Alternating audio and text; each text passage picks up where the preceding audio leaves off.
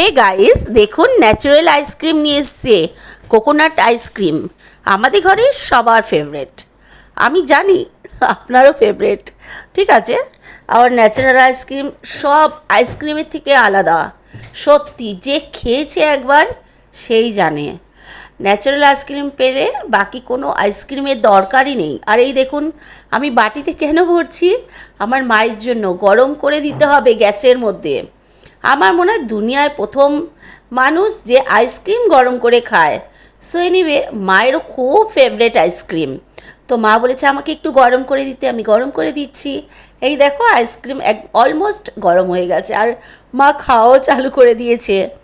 মা খুবই ভালোবাসে। আর এখন আমি বের করছি আমার জন্য। দেখো, একটু আধটু ডায়েটিং করছি আমি, কিন্তু আইসক্রিমে আমি কম করব না।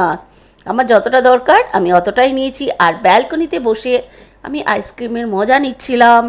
আর ওয়েদার এত সুন্দর না বন্ধু, কী বলবো, আমি ওয়েদারেরও মজা নিচ্ছিলাম। আর